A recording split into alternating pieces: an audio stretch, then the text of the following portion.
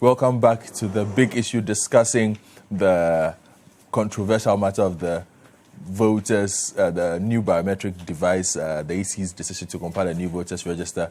A matter that does not seem to go away. Almost every month a new angle comes up, and the new angle that came up on Tuesday was that the NDC and other members of the IPRAN had written to the vendors of the BVR and the BVDs for some clarifications, and they got responses, and they put it out during that press conference. And Dr. Godfred Akoto Boafo, who's a member of the EC's procurement entity, and yes, is trying to explain what has gone into this. I'll read a couple of comments later on the matter. Franklin Kujo, who has also been following this matter keenly, has also taken his seat. He will speak after Dr. Okoboy is done, before Nikwako Samuado comes in. So, yeah, lawyer, sorry, Doc, please wrap up for me on this. So in wrapping up, let me say that the only one, I tell people, I'm always straight with the issues.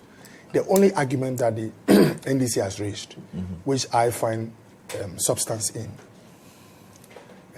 I said the only one because the others, they are just trying to throw things out to either make a case that we don't need a new register or to discredit those doing it, that's a commission, so that we don't have trust in them, which is dangerous. But the one which they say and has substance is the timelines. Yes. So the timelines are tight. When I say tight, in project management, you need some, you need some spaces so that your things, should anything on the unforeseen happen. And you see, the one doing it is saying that although it's a tight schedule, I have the capacity to execute. And who am I? I mean, once we are stakeholders and the authority lies with them, we would switch into preparation mode. And I've given free advice to my brothers that it's important that they switch from agitation or resistance mode to preparation. How do you know what mood you are in? Especially when Sami Jemfi, who is their communications director, said the last time that should they do the new register, they were going to what? Participate. You have to start preparing. And you know what? Denied it flat. It's okay. No problem. But yes. Now, let me say that the need for a new register, like I said, I'm not here to push it and all that. But some of the issues, I just try to address some of the issues. I've read a few documents. It's also important to realize that in terms of savings, some of the letters are with lawyer upon items that cost, let's say, the BVD. It was costing Ghana about 900 and I have the exact figures with it, if I compare these two. Yes. So this is the one signed by Charlotte Osei, which we're going to single source. If you look at the new BVDs, it was $917 per unit. If you look at the notification award to Thalys, I don't know whether that one is with you. In fact, the figure is reduced by more than half. So you ask yourself, on a normal day, you expect inflation to let prices go up a little. But I don't believe we are also having deflation in Ghana. But it tells you of the value for money attitude of this leadership. The same item, the notification of award to when we were then going to do source sourcing, was $917. A unit of BVD. It's about $315 or so for the notification to Thalys. Yes, it's here. So this is the notification Thalys. The voter verification device, 75,000 units, $336 per unit. Look, it's not only this. Under STL, we're paying approximately $3.9 million for maintenance of the data center every year. It was annual. Now, under this contract, we are doing about $1.7 million for 3 years. Look, the savings are huge. And let me conclude by saying that entity has a threshold. Ours is 1 million Ghana cedis. When we do work, we send to Central Tender Review Committee, again in accordance with the Axis history. Central Tender, we don't dictate to them what they do. Sometimes their comments come back and say, we could do ABC. And in this particular case for BVR, that's what is interesting. The price of the contract stated by the company, the vendor, which we approved, which Central Tender approved, was close to approximately about $80 million. When they approved, they told the commission that continue to engage, you can beat it down. If it's a commission that was in a hurry or in a haste to just award contracts because they want to get something, as I've heard people say, they would have maybe make sure they do some negotiation. It comes about maybe instead of 70 now, about 78. The value dropped significantly. But because of my senior brother's press conference. You wait. Yes. See, I have the documents here. Tender price summary schedule. What happened finally? The prices are way below Maybe it's because they don't have access. But doctor, why are you folding the document? I'm folding because You mean as of 20th as of 20th February, we know that. yeah. So in conclusion, my brother, I want to go to I'm happy. calm down. You have your turn. I'm happy that I've done some psychology as well. What is happening is a case of people, let's say their position not being for a new register and trying to find a lot of things, either to discredit the one going to do it or to let the public know that we don't need that. But I'll beg of them. They can do all that because I'm a Democrat. But don't use language that creates unnecessary panic or tension. Like the one of the paragraphs of Asiedun Ketia. First, a previous paragraph said, we'll use all legal means. And then the second one said, we'll escalate the resistance. What kind of means is within laws must be escalated? You understand what I'm saying? Can you imagine the law? And after reading it, I got excited because it's a typical communist or socialist language. They should not let those things come into the discussion. Thank you very much, Dr. Menadoko, member of Parliament for the Lejo Kuku constituency and board chair of the Kolebu Teaching Hospital. So let me go to Franklin Kujo. Franklin has been very busy this week. He's doing Unipass and he's doing Yes. But Unipass is for another day. And the stories are such similar. Yeah, really? Reckless use of Okay, government Franklin, resources. what is Well, your... good to see you, Dr. Akobo. Good to see you. We don't do. All right. The extreme one is the foot It's a one. pleasure seeing you once again, and Yeah. I'm happy that your initial remarks on the coronavirus, which is much more reassuring than this particular one you are part of, is the one that I think we know you for, and I'm really glad. I want to take your word seriously, and so I would yield that you stay on those other first matters, because this particular one, It's highly I'm infected. sorry, but I've You got can to disagree. That's fine. Yes, highly say- infected. It's infected. Yes, disagree. Well, first of all, there are a number of things Dr. Akobo says which I think ought to be interrogated further. We do know that XTL was a middleman. STL is not, they don't produce biometric verification devices. So that enterprise of they being a middleman and making a margin, which was quite atrocious at the time as well, which we did raise as an agent, ought to be clarified and mentioned, which was why we're happy that they were kicked out eventually.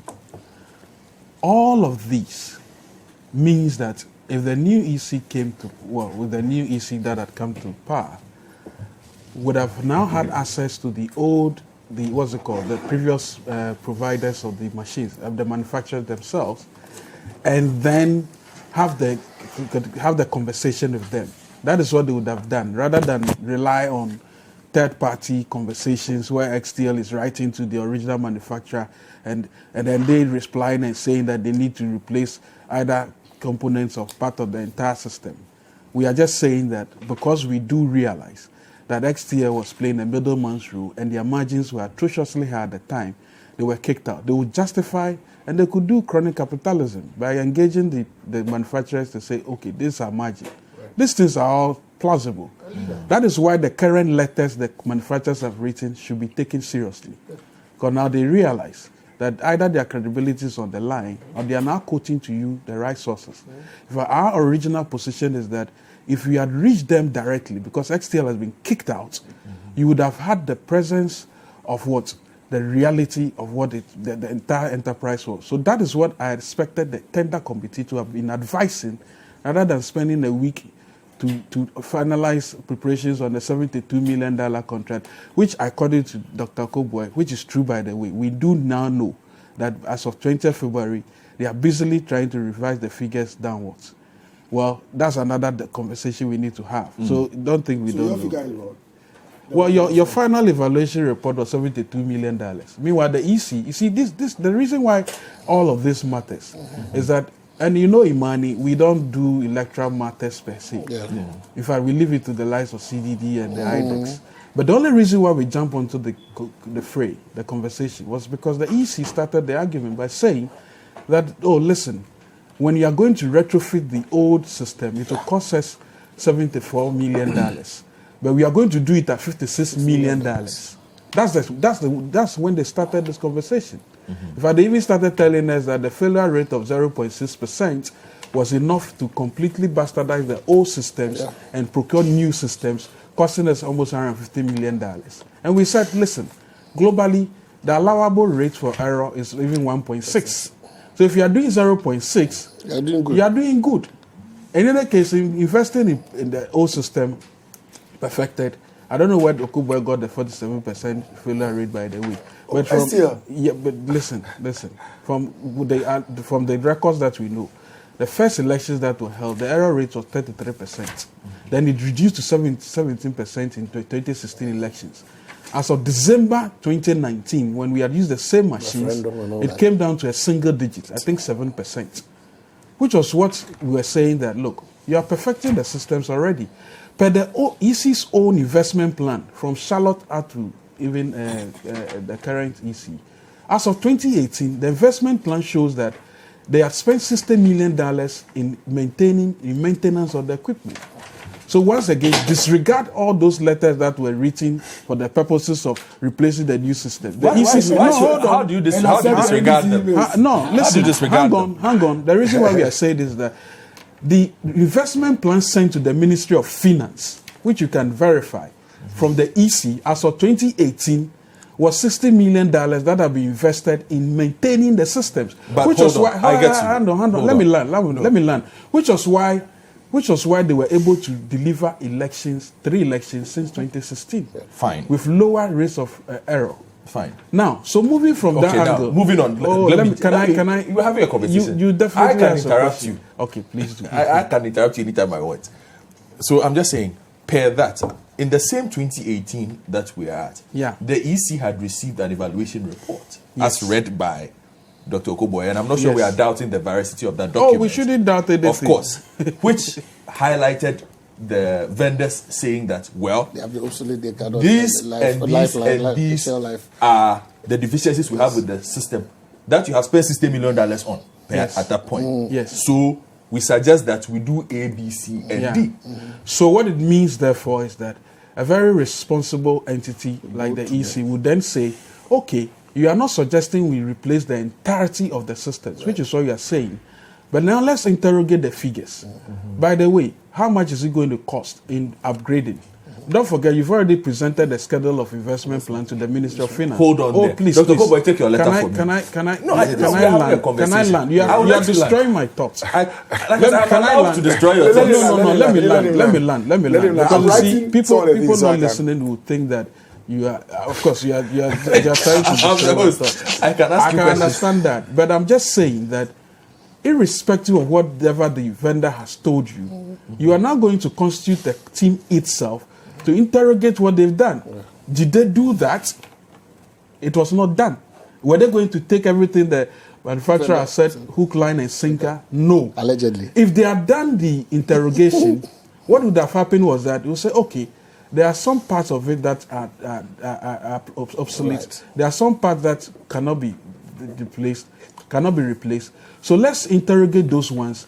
And our analysis per the investment plan of the EC would have meant that if they're replacing the same components that they mentioned are obsolete, they're going to spend almost $15 million. Now, we were expecting, hopefully, of course, sadly, I don't think that would have been the reality, that the tender committee that would have been set up would have suggested a figure about $20 million to say, okay, this is how much we can expend to replace the systems, right? But nothing of the sort was done.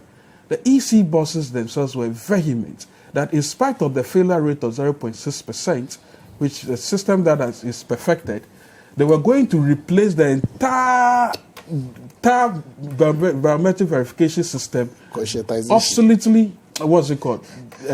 Replace all of them, disregard the $60 million investment that they've made so far, and procure a new one at $56 million at the time they told us, but eventually came to $72 million by the time they had finished that shambolic, actually, on the hardware alone.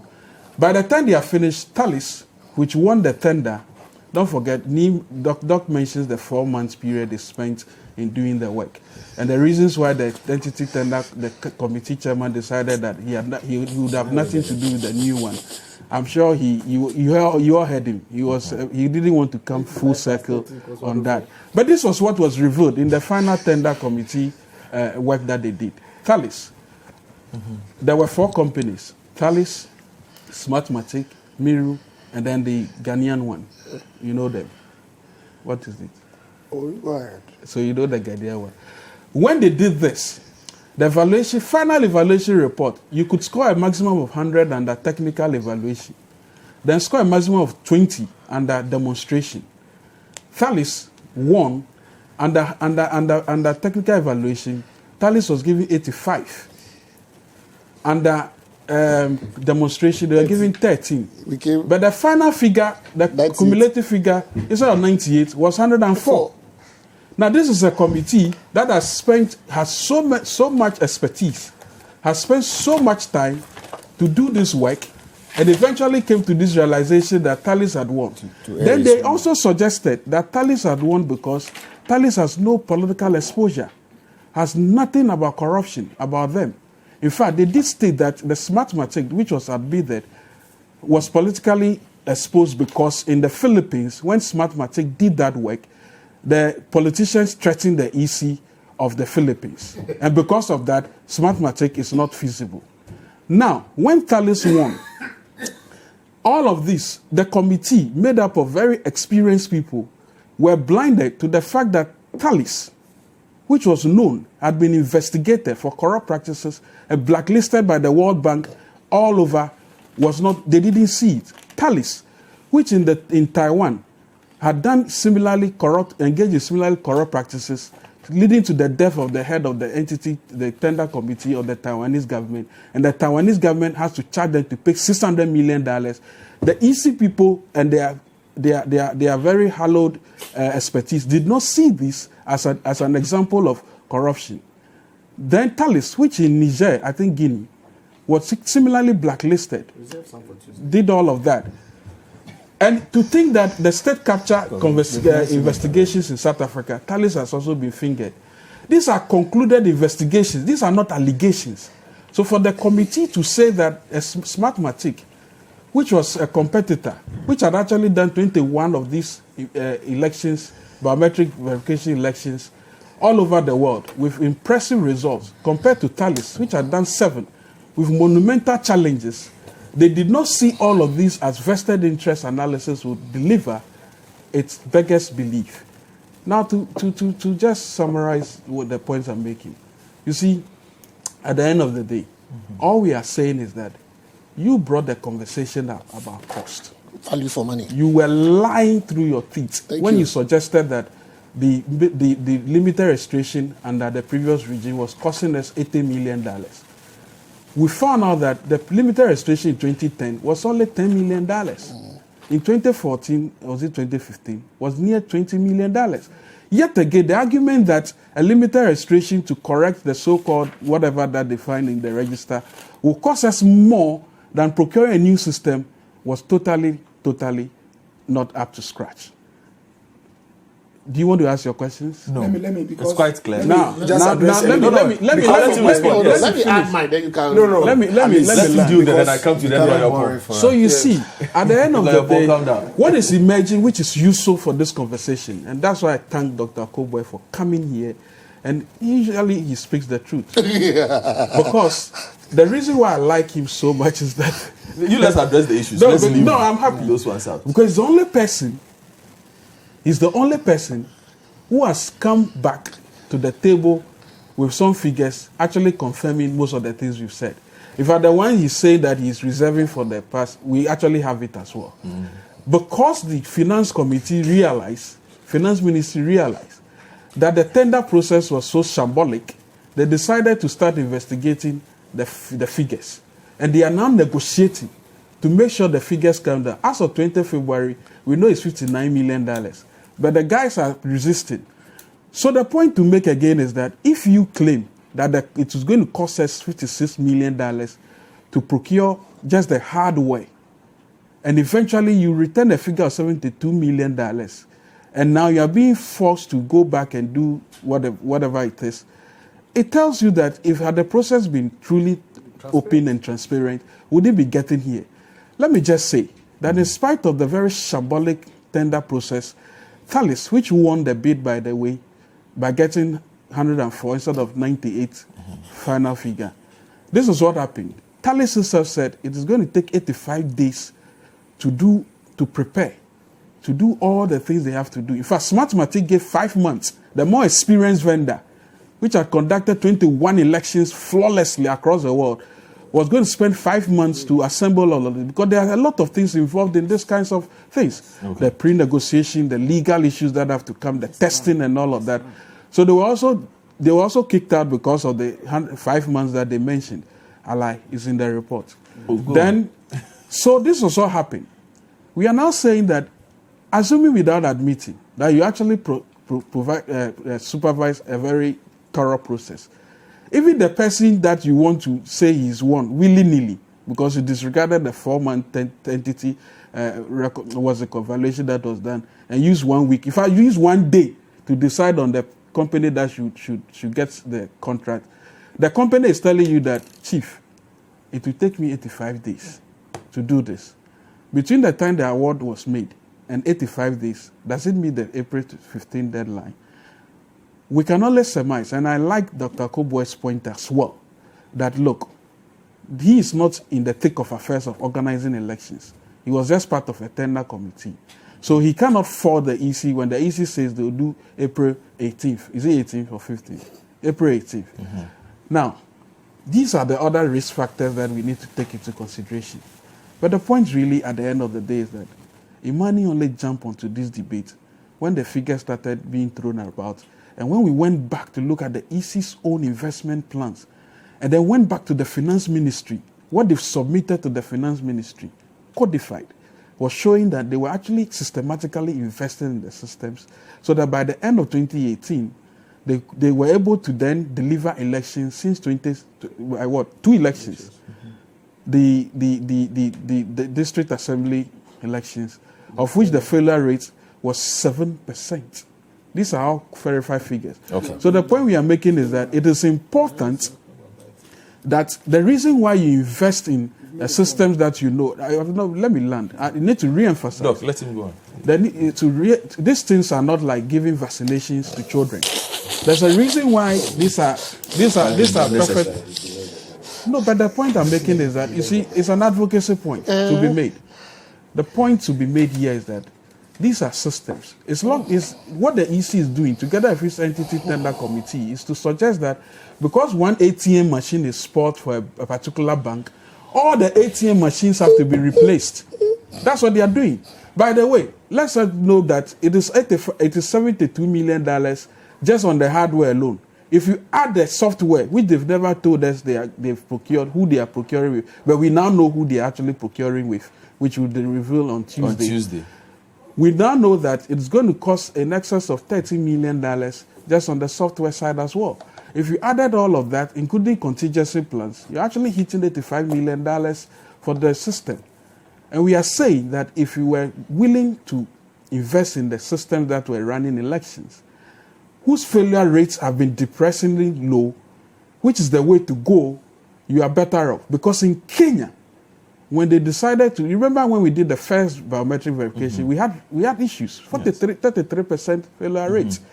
Kenya, at a point, they even had to abandon the whole process because it was a new system. So it makes sense to actually now go back, in spite of all that has been said, did this current EC write to the manufacturers at the time that they got these things from XTL? XTL, once again, is a middleman. It's like I'm sitting in the middle.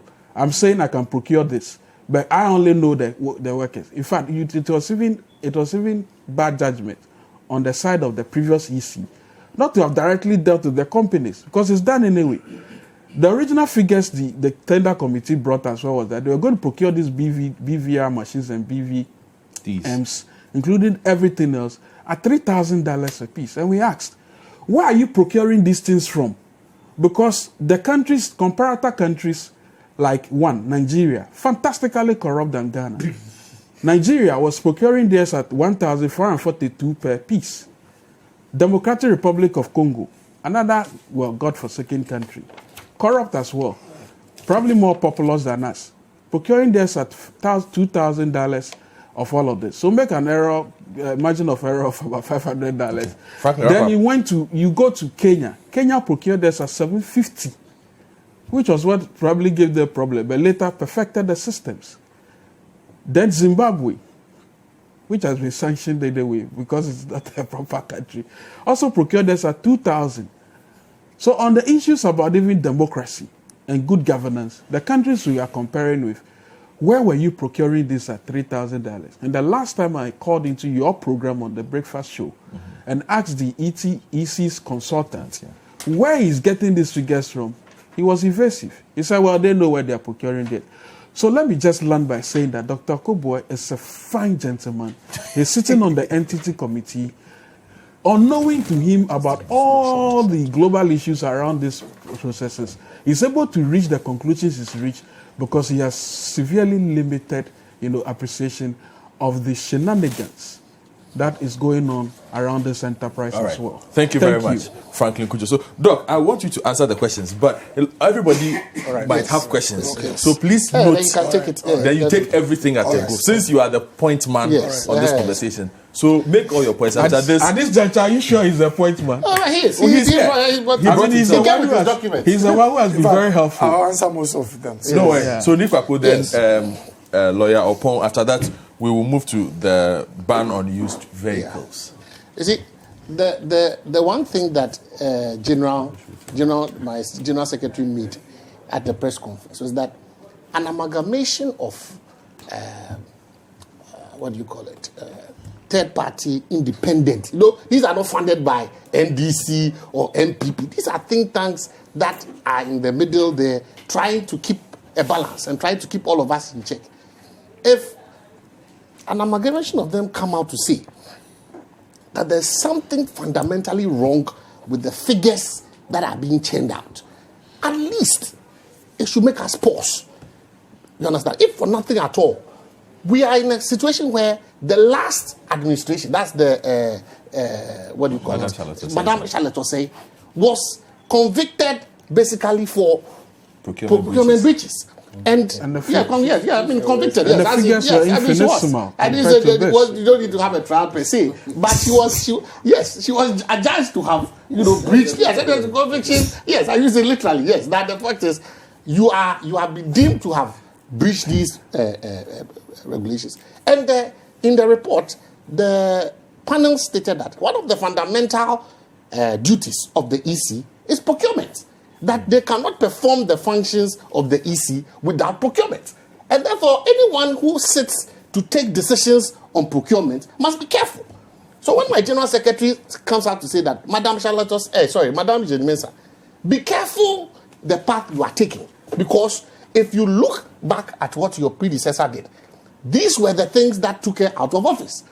And causing financial loss to the state is not any scientific voodoo system that you need to, need a whole year's PhD course to be able to understand. There has been a decision that has listed the things that codify or qualify one to be in breach of that law. So be careful. I thought that at least the EC, based upon the fact that these civil society organizations were given some counter figures, could have taken a pause and say, look, because of all this hue and cry, let's empanel some experts. And that was one of the things that the NDC had been calling for. That look, when Jane Mensah came out, the first thing she did when she went around the various visitations, saying that they were engaging stakeholders, was to tell the Ghanaian public that, look, the system that we have is so bad. If you walk into our storage or systems or wherever we keep our data, the place is so dilapidated, we need a new system, we don't control the system. Okay, you made the justification for... Let me interject. Even that issue about not controlling the system was another befuddling fact. Because what it meant was to suggest that somebody is owning the smart codes and all of that. When a cursory interrogation would have led you to the original manufacturers. Okay. So that you'd have... because they were lying when they suggested that the super lock, which is just they do locks. Yeah. They were keeping some source code. What did that mean? You see, she makes that argument, and we all sit up and say, okay, so if this is what has been going on, and you are justifying the need for a new system, what the Inter-Party Advisory Committee said was that we, the parties, have our experts. Why is it that in the situation of tendering, we can agree that third parties can come and give advice to the EC, and the EC listens, Not as if the EC is bound, but the EC listens. And the third parties are actually vested interest in the Whatever procurement they are. as well, because we now know that the Fair Green and I told you to reserve some of the stuff for Tuesday. You see? Citi FM is the best. Okay, so give them a few teasers. And the point I was saying is that look, Thank you. The point I was making was that look, when the parties called for their experts to be joined into this system, all that would have taken to give credibility. You see, the thing about the election process is also about transparency. That at every stage of the process, you leave the system so clean and clear that even those who would even want to criticize you lack the basis to criticize you. So if the external bodies, that is the parties, had their experts who form a small subcommittee to make recommendations, and this committee came out with a report that said that, look, the system that is in place now is so deficient that there's no other choice but the recommendation to the Electoral Commission that, look, get a new system. That foundation would have laid down all these issues about discrepancies with figures and what have you, because they would have had the opportunity to look at the current system and say that, look, the players themselves say that, look, you have a deficient system. Therefore, let's go forward and together clean the system and get a new biometric system and its antecedents. Moving forward, I also think that there has been a failure in terms of the fact that when you compile a new system, you must create some spaces for what? Test runs and for different, projections that, this system could have these problems. How do we solve those problems? So you test run it maybe even in one election. Let's say the district assembly elections, for example. So you don't normally introduce a new election software when you are in the election proper. God forbid, if for any reason they miss any of these timelines, and from the information that we are picking, there is a likelihood that this 18th April deadline or date or start off will be shifted. Let's mark it somewhere. If it is not shifted, they'll be using the old system. Forever. There's a high likelihood that date will be shifted. The more we begin to shift these dates, then we should pray that this system does not collapse on us on election day. Because on the 7th of December, if we have, remember that the last election where, or two elections ago, we had a system where it froze and we had to extend the voting period. That's because there was a new one we are testing, and the failure rate was 33%. Good. On the first day, people were not recognized. So the parties itself took the decision, they came together and decided that, look, let's all agree to extend the election by a day or two. That's why in 2016, the failure rate had reduced. Correct. Which because is why it's been tested. That is the whole point. Sometimes you may think that there is an ulterior motive for the parties who are calling for you to take your time. But Madam Jean Mensah should know that all the players in the game, no one will be held more responsible for any failure in the election process than her.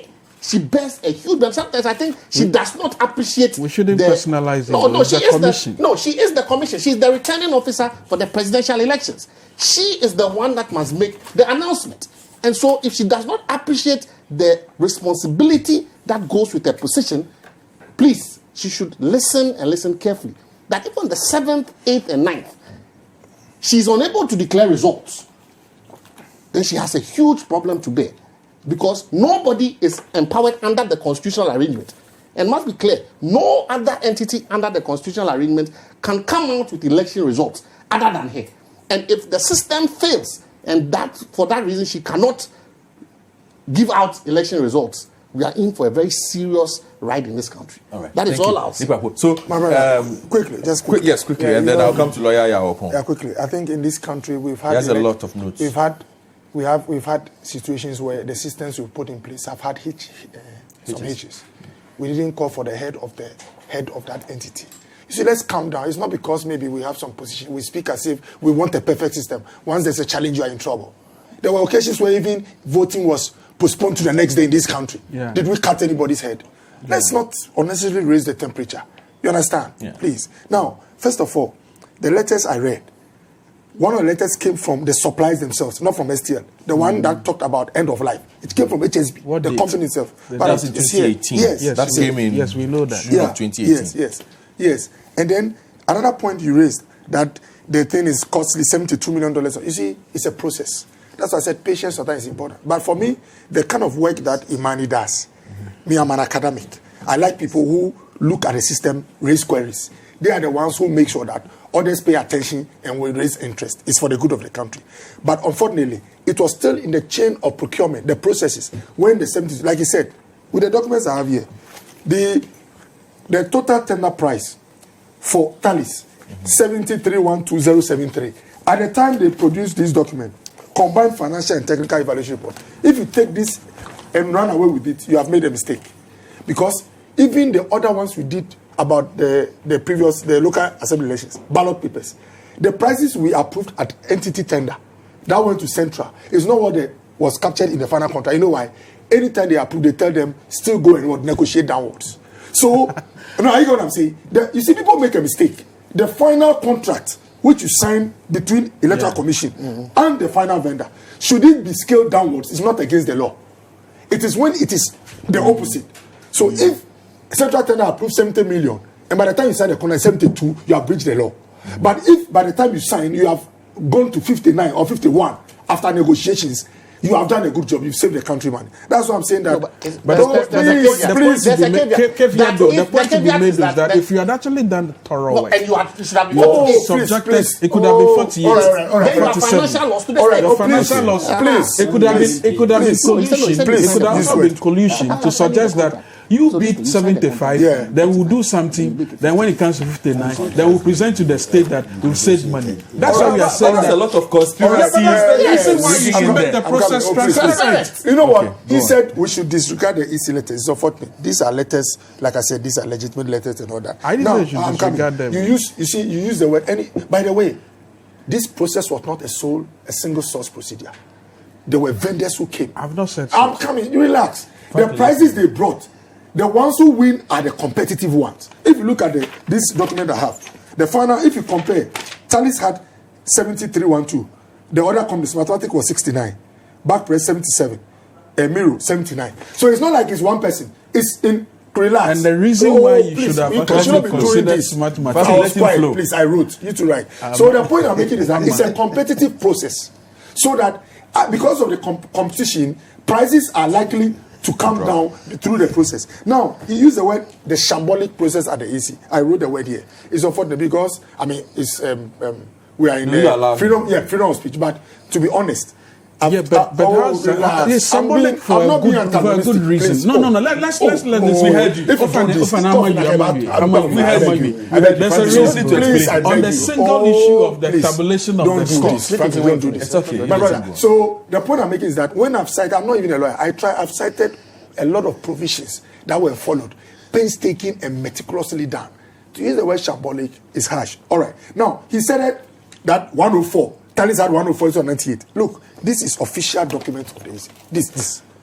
I've given my brother one. Look at the scoring. Combined documentary and demonstration scores. Yes. But wait, please, which document is this? Please. This Electoral Commission of Ghana. The January one. This January 20th. In fact, 29th January 2020, 23rd January 2020. Look, combined financial and technical evaluation report for Electoral Commission. Reference number, ICT number, okay, submission. Now look at the table. The final score, tender, Talis. Technical evaluation, out of 100, 85. Demonstration, out of 20, 13. Total score is supposed to be 120. But they had 98. Then they have scaled down to 80%. I'm coming. Please. Scaled down to 80%. They got 65. Yeah, but we also have the final. Then Miru. Please, Miru. It's okay. Miru, 72. That's the total, the technical evaluation, what is called. Demonstration, out of 20, they got 10.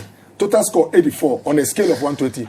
When you scale it down to 80%, they come to 56. It's mathematics, all are here. Now, if you if you intercept an intermediary document as part of the process. This is a chain. This is a process. This is the final document. I don't know where the information. And then you use the word cost, the cost of the BVRs. You talk about you don't know where the 3,000 is coming from. Again, I come to the point that this is not a single source process.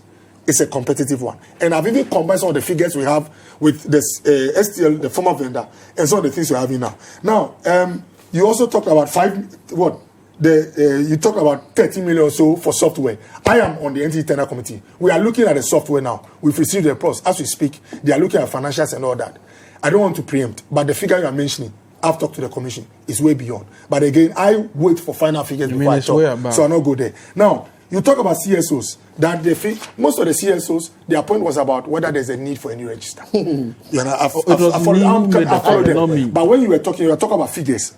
Most of them did not even talk about the figure. Their point is that from their assessment, a new register is not necessary. And I'm saying that as for that point, it's not about, I will not even speak about our position. We are looking at some of the things that people have churned out and the veracity or not. So that one I will not go. Now I said we should be careful. This my Papa said the procurement. I've showed you that meticulously and painstakingly all the provisions are being followed. And for Christ's sake, the Mensa is not the one issuing this contract. So technical people are composed, they submit reports, they are assessed, entity. You know what? Who has ultimate responsibility? Yeah, I'm coming. Now, who has ultimate responsibility? You talk about transparency. For your information, all these documents, the NDC has access to them.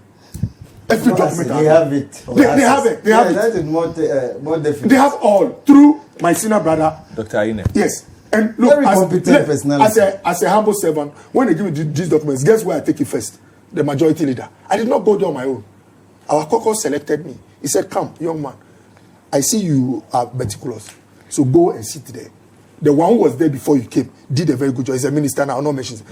So whenever I get a report, I go and submit as one who has been sent to represent the caucus. So my people, everybody, those who matter, Obi, I sent. Your people have it. Do you know why they've left this?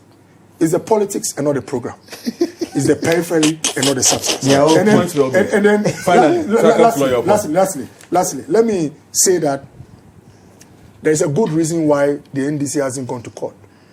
I have privileged information. Those who advise them on legal matters have told them these things are within the discretionary window. If you go to court, you go and waste your time. I'm telling you. And anytime it's about you sit on a legal committee. No, I'm telling you. Privilege information. Yes. So anytime, yes. No. It's okay. Yes, because you talk about breaches and all that. Please, there's a reason why they've not landed in court. Those calm people who are within them have told them, no, let me go there. So that's why they go. Okay, fine. And then, if you don't want to go there, let me come to your point. That's where you are talking about. You know, whenever there are opinions about something being done, about elections, even if we have different opinions, we can say them. But the only one whose opinion becomes law or order is that of the Electoral Commission. That's why I said whether they say we should, if the EC had said we're going to maintain the old. For me, as a politician, for a Akufo-Addo, all of us, we know it's not the register, it's our record. Prepare. They should switch to all right. Thank you very much, Dr. Bernard Okubwe. You have the final say on this matter. Yes, well, I thought I could defer a bit of my time to Uncle Kesley Hayford, but we have the final say on this matter. Now, you see, I address the matters and then Sydney will come in. I'm so delighted that Dr. Okubwe has brought out all this information. I mean, as all of us know, what is contained in a document prevails over what people orally declare. Yeah, we know. Yes, we all know. No, it's not. Please, I've been reading your points, which you graciously sent to me. Don't suggest that. Frankly, I never interrupted you. I'm saying that you have been gracious enough. Rebuttable principle of law. You have. It's a presumption. That's what I'm saying. It's a general principle, Yes. but there's no exception to it when oral and written documents. Fraud initiates it. Please. Fraud initiates it. That is what I'm saying, but it's not when you compare it to oral. Let's go on. You've been gracious enough to furnish me, and I'm sure other people, regularly when these matters come up. So I'm also referring to what you have written and sent to me as well, as compared to. Agreed. Yeah, so I read them. But this is the first time I have had the opportunity to cite these documents that Dr. Okubwe has graciously given us. My worry rather is with the EC and all those who are supposed to give us the information. When you were talking about the virus, he said the most important people are the PRs. Why have they sat there as public servants? Keep these documents which can be declassified, and which indeed is declassified. There's no classification. No, I'm saying that if they ever thought that it should remain secret or classified, then this is it. We have it. Now, it is not true per this document, 19th November 2018 from Supertech, that the 2016 election, the default rate or the failure rate was 36 something. This is a document by Supertech, 19th November, received by the Electoral Commission on 20th November 2018. And this is the point they made, point G. We would like to remind that in the 2016 registration, we had in total 47% failure rate for BVRs.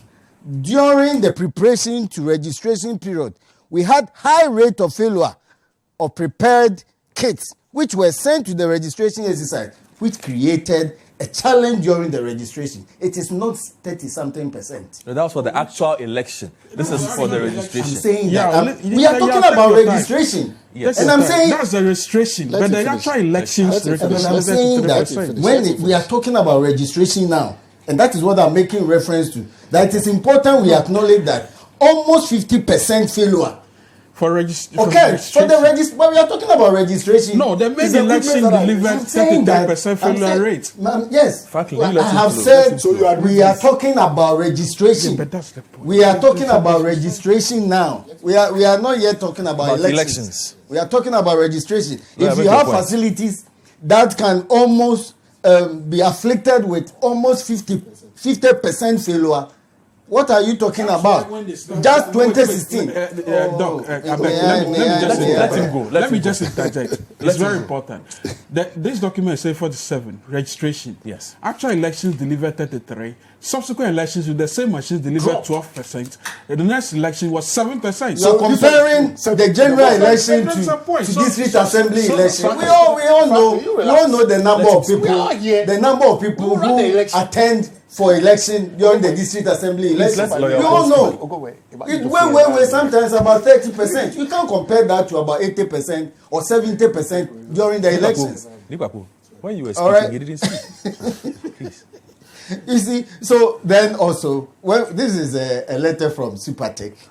Let me just get the one that the company is serving. We are being told that the EC should have dealt with the company directly. These are letters written which the EC have copies. This is a letter dated 18th May 2018 by HSB Identification. Yeah. We are being told now to ignore this. Why? It's authentic.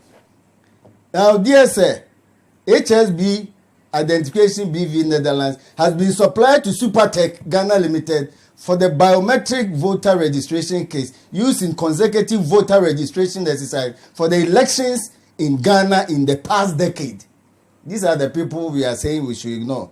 We would like to announce that items in the present BVRs are end of life. In actual fact, they are expired. In simple terms, that's what my friends will understand, including laptops. This means that no components are available to repair the items. No components are available to repair the items. For purposes of availability, maintainability, and compatibility in the future, we recommend to purchase new BVRs. Mm-hmm. What can be clearer than this? From the suppliers themselves. This is not from Supertech, STL. This is from the suppliers themselves. Now there are two documents. We are told that recently they've issued another one. Thank God they are not even involved in the supply. So it is up to them to come and clarify, because they are supposed to be a company of wide international repute. Mm-hmm. Two documents contradicting itself, source to you. If they are listening, they have a duty to come and clarify which one. I will not doubt the authenticity of any of them, but which one do they want to stand by? It is for them to come and clarify. Have they changed their mind on this? What have they seen now? And if what is being preferred now is not emanating from them, or their lawful is not in the lawful custody of the people preferring, they need to come and speak to it. That's my position. So it is also clear, and if I may mention, Kwaku Baku, who even took the issue of the EC's removal to court. So nobody speaks better for I won't say Charlotte, but the previous EC than even him.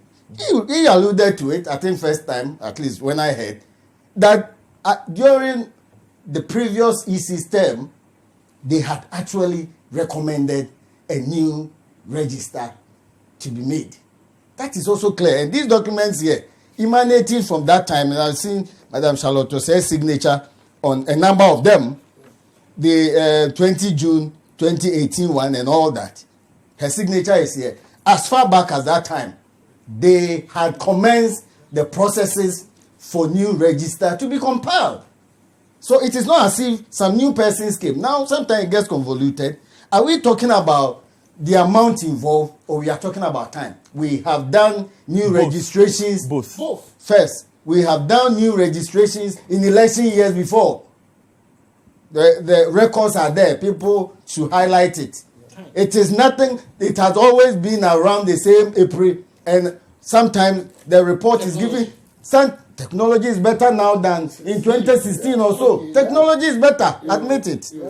Admit it. Technology. No, please. So I'm saying that you cannot tell me. I mean, in 2004, when we got our mobile phones, and were we not having terrible problems, even though we now are going back to that stage. And I'm so bored sometimes. But the point, the point is that it is even going, it should be easier for anyone compiling registration now than it had been in 2006 or even 2015 or so when we did the last one, or 2012 when we did the last one, because of improved technology.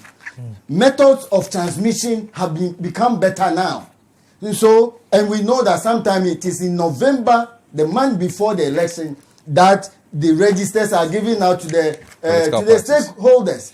So let's not have any illusion about it. Above all, it has been shown that these processes have been transparent. But I will blame the EC again, and not those criticizing them, that if you keep these documents from the public, they will criticize you and embarrass you, and it may be too late for you when you later then bring these documents out.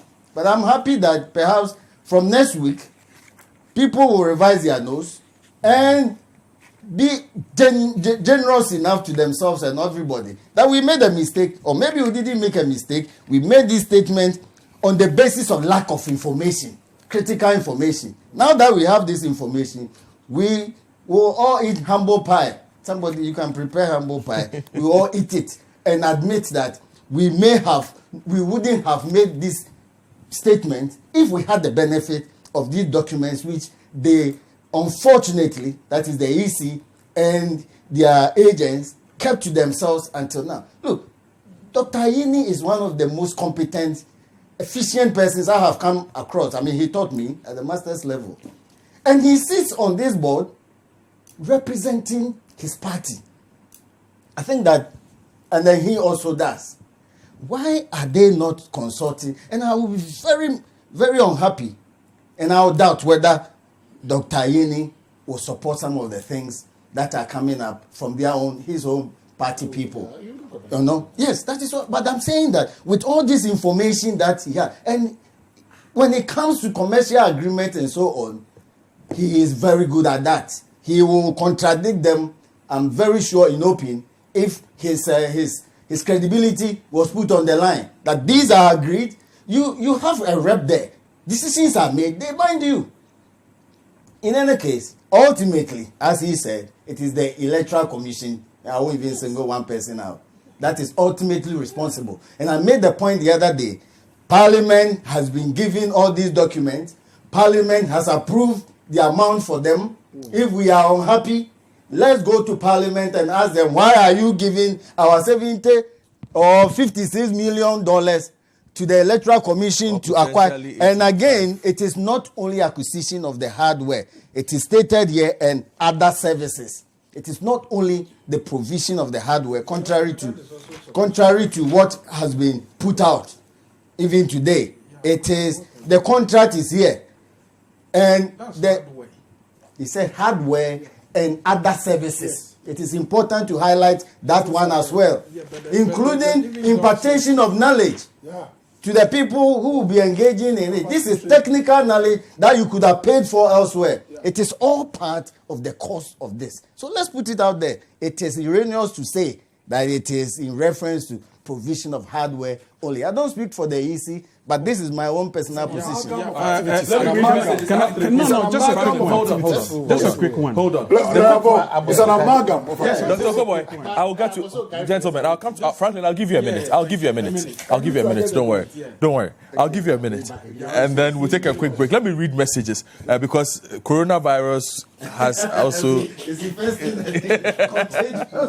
Okay, so good morning, Big Issue team and panel members. Please thank you for the education. But does it mean Akweteshi... Solomon from Sudan. He says, does it mean that Akweteshi drinkers are immune from coronavirus? It's rather on the outside. If you use Akweteshi to clean your hands. Okay. Yes, but so not inside. he's asking, he says, gentlemen, a lot of questions for Doc on this matter. How about the possibility of transmitting through money exchange like the toll booth, for example? That's a question. And then somebody says, ask Dr. Okoboy, when PPEs were made available to the department where the woman was held, ask him whether the first few doctors to see the patient had PPEs. I would also like to know, that's the specialized garments and equipment that they use. I would also like to know why the contact numbers did not respond when they were called. Again, ask the doctor why Kolebu hasn't had running water for weeks and is now the ideal facility for, and is this ideal for a facility ready to deal with coronavirus? We should stop deceiving ourselves. We are not ready in the list. Doc, respond to this quickly. So first of all, the alcohol. You don't have water, Yeah, no, I'll come. I've listed it. So let's start with the alcohol. So alcohol for corona is not alcohol that goes you ingest, but alcohol that you use to clean your hands. If you don't have spirit gel, you can use Akweteshi to clean your hands. You can help. Okay, so 1, 2. Money exchange. If I'm sneezing and coughing and I give you money, within a particular window time, if you also touch it and you don't clean your hygiene is for anything, you can. It's a medium. You can ingest it. Yes. So that one it's 3. for all conditions. PPEs. Yes. You said So the first responders did not have PPEs. If I'm Lekma Hospital and I see a patient who tells me, Doc, I came because I have temperature. I've been coughing badly for 3-4 days and I just came from China a week ago. I'll say, no problem. But wait, I'll call the top that they should give me the PPEs before I see the patient. This is a lady who came for a surgical procedure, had no temperature. It was only when he was being prepared that he picked temperature. So you wouldn't otherwise the whole country will be wearing PPEs for every patient. So that's it. And then You don't have water. The contact numbers, I wrote them. So the contact numbers, yes, the numbers were mobile lines. I think one of the things we are picking our review is that we have to look for landlines as well. Because of network and things, you can miss out. But this is the refreshing news. The team who are handling this nationally and regionally have talked among themselves. So we don't call like some of our outside. We call the people directly and WhatsApp and all that. And then no water. Kolebu has not gone an independent water system outside that of the whole of Kolegon or its environment. So when there is water issues within that enclave, we also get infected. But we have storage and all those things. Maybe capital investment to have an exclusive water store for Kolebu is the way to. All right, thank you very much. So a few more messages coming in. Let me see. Okay, if the EC thinks IPRAN is not speaking the truth, that the current BVR, BVD is not obsolete, they should make the STL report available to us to read and judge ourselves rather than quoting or reading a document whose source we cannot authenticate. The EC shouldn't be operating in this opaque manner, but they should be transparent and Ghanaians will support them. Let's see. The NDC always raises tangential issues in response to any intellectual discourse. The NDC constructed Kokoros in the infamous Green Book. How can an effective contract be cancelled? Effective in the sense refers to valid and adequate funds to pay for the contract sum. Did the NDC fulfill and satisfy these conditions? I don't know which one you're talking about here. Charles Nyame from Asamakesi says, a major threat we face as a country today is the posturing and conduct of the current EC. We can only thank the NDC and CSOs for fighting in the interest of majority of Ghanaians, because I still don't understand why a credible register according to the same EC needs to be changed. And good morning, Citi. I listened to Kokoroko on Wednesday, and the host asked Samija Mfi 2 simple questions. When are you going to the Supreme Court? Response, our legal team is considering that. 2, if EC goes ahead to prepare a new register, will NDC and their supporters register? Response, of course, we will register. Why? MPP registered after agitation in 2012. You can verify from PCF, and that's what Kwame is saying from Tema. Okay, so these are some of the messages that have come in. You can also send yours via the WhatsApp line 0549 986 996. Frankly, you wanted a minute. Quickly, then we go on commercial. First of all, let's all know that this is a printed document Dr. Akoto presents. What page is that? Is that figure? Which page? The electronic. Which one? Which page is it? The one he mentioned, the 98. Because this has been printed. Which page? Go to the next one. Get to the next one. Yeah, that's it. Page See what? there. Are there 10. page figures? Page 10, yes. Page 10. Page 10. Now, on page 43 of the same document, that's where you have the conclusion. Take Page if it 43. is the same document. This is the electronic version. Mind you, this is a printed version. So anybody can change anything. Page 43 here is dealing with the technical criteria for Miro. So the conclusion on page 43 is rather the table there. There's a table. Well, we don't know the document I'm speaking to. But it's the same document. Listen, the title of the document check is the this. same thing. Listen to that page. What's the first? This page 43. Yeah. No, and I'm saying that on the 83 on the what's the title of this document? Electoral Commission of Ghana, Combined Financial and Technical Evaluation Report for Electoral Commission. What date? Dated, submission date is 29 January 2020. But the date before 19. Evaluation report date was 23rd 19. January Yes. 2020. Now listen carefully. The So it's same not the document. same document. No, The it's not same the same. document on page. What's Hold the on. date? Let me ask you, hang what on, is the hang on, reference hang on. date for yours? Yes. Hang on. That might solve this. Yes, let me You just might be speak referring it to right one now. of this, maybe. Yep. Well, hang on. What is Just the go into reference date you have on your document? Electoral Commission, RFP Technical Evaluation Report for Electoral Commission. Reference submission date 20th January. No, give me the reference number. The reference number is RF ICT number GR /ECGH ICT /003 /2019. Yes, the same document. Good. Now, Date. The date now. the submission date, hold on. The submission date is 20th January 2020. This one is 29th January 2020, submission date. Now, listen carefully. It's been Look, revised. let me see. But that's the So, final one. also on page Let me 43. see. So we are not. Are we wrong? We are not wrong. On No, page but you see, 43. in this, hold on. But you see, in So this, he's in this, talking but about hold different on. documents. But on a platform like this, I will side with a document like this. Yeah, but As compared to what you have there. The point to be made this is is the that official EC document that is Well, available. Final. well, the This issue is is not that the this is a technical Combined report. technical and financial. We do technical first. It goes up. You do financial. That's the final piece. But this is the issue. They've been signed. They've been signed off by the members as well. It's been signed. But it's a pre-document. is this document public? It's inferior. Well, it's public. If it's It's inferior to the final one. Big issue. If it's not It's public, inferior if to it's Welcome back to the big issue, and it's now a full desk. And Cynic is Lee Hereford, good morning. Good afternoon.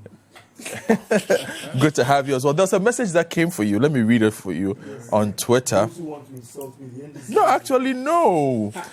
Samuel too, tweeting on that, Ebua Branty asked, I hope Sydney is okay because he is not here. I have You see.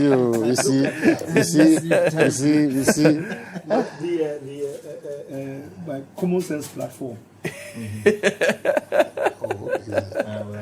and it may not be the case that the person is NDC. I see.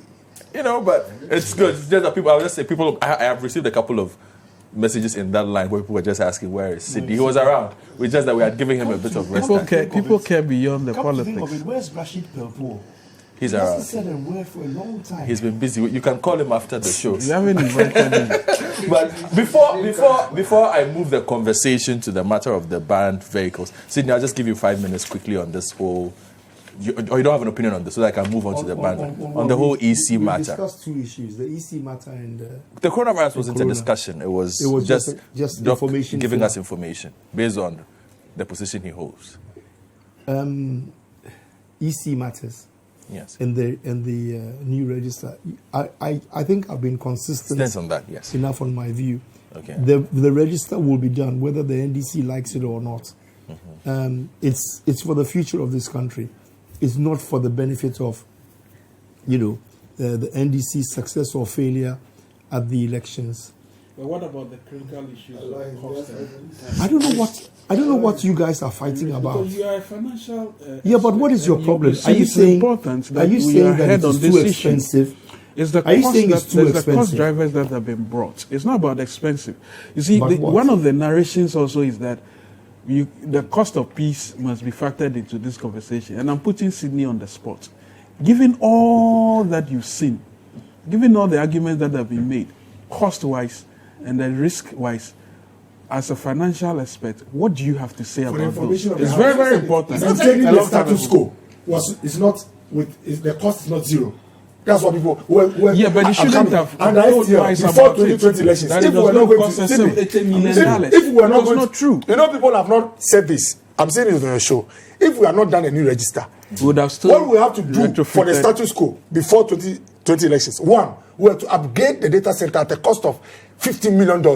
Two, we were supposed to buy new BVRs. BVDs. At what cost? We were supposed to buy new BVDs. The cost margins were there. We were doing it about $2,000. Please, I'm coming. About $2,500 per each item. Multiplied by 4,000. To cheapen is good. Ghana was supposed to also refurbish BVR, the BVDs. That would so be your for point the is it was not going to be at zero cost. Maintenance center. Yeah, but exactly. The cost is almost the same as a new register. It's not true. I'm telling you, calculate. It's $50 million. This is not. You see, given the fact that to be settled. You see, it's very important that we deal with this matter. The status quo is expensive. It's very. The status quo cannot be expensive. But the NDC were okay because XTL was going to do it. XTL was kicked out because XTL was a middleman making atrocious margins. They were a vendor. Don't say middleman. They were a vendor for Leather Commission. Okay, you know Sydney, well, they were vendors, but they were middlemen. Sydney, go on. So I think at this stage, whether we continue to use STL or we have another vendor, it will be done. Yeah. And because STL has had so much controversy, this is not the first time that STL is coming in. If you remember, I think on the 2012 elections, one of the things that caused the MPP to go to court, it had a lot to do with the role that STL was playing, if you remember. Yes. All right, there was a lot of controversy about faxing and refaxing numbers. And there were accusations that STL had been involved in revising the numbers. Frankly, it's okay. You have spoken enough this morning. No, we need to set the record straight. What went to court was not XTL. No, I'm saying that one of the reasons why the NPP went to, one of the reasons why MPP felt that they had to go to court, there was a lot of controversy around the role that STL was playing. They felt that the numbers had been manipulated. Eventually caused the elections to be a very good one, which the current president won.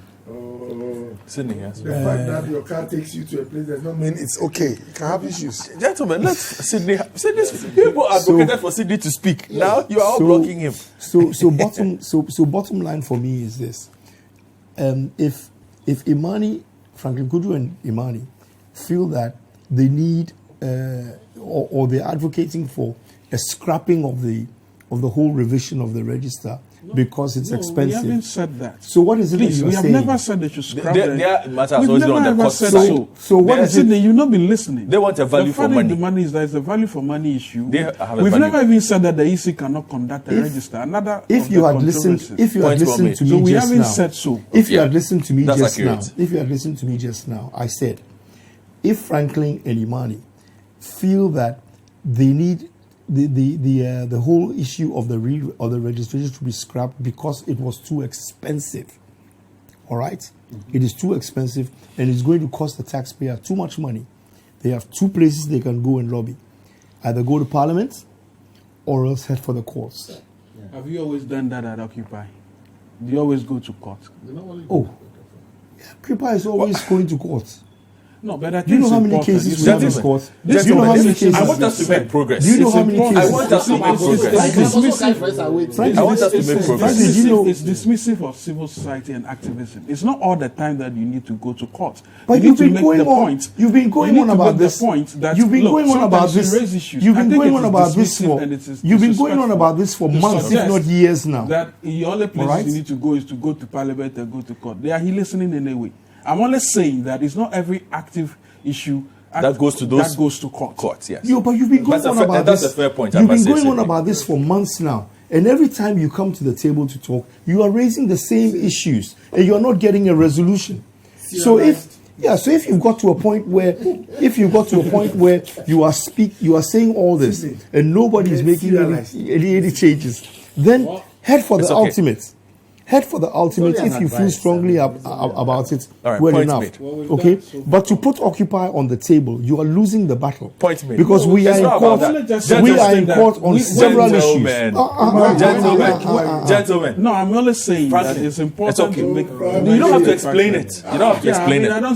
I don't think the point is about losing. Frankly, it's okay. The point It's okay. is about the fact that it is. Your point is dismissive. made, you and are- I have supported your point. You are suggesting. Your point is made. You are Sydney. suggesting. You It's are okay. suggesting. You are suggesting. You are Sydney. suggesting that they are. I am moving on. That the, no, I'm finishing up. If you're going on you the are occupied suggesting that there tangent, could I've be no. addressed it. I'll move on to something there else. There could be procurement breaches, and if you think there are procurement breaches sufficient enough for you to be able to go and get a reversal of the approval by Parliament for the EC to go ahead, then head for the court, because it could be a landmark issue. Okay. All right? It could be a landmark issue. And at the end of the day, you will establish a precedent. Okay? You will establish a precedent that can be used as a reference, a legal reference point, so that in the future, things like this can be challenged. Because Okay. what we are saying is simple. Parliament has approved a certain amount for EC to go ahead. You, as an independent citizen of Ghana, are saying, no, I disagree.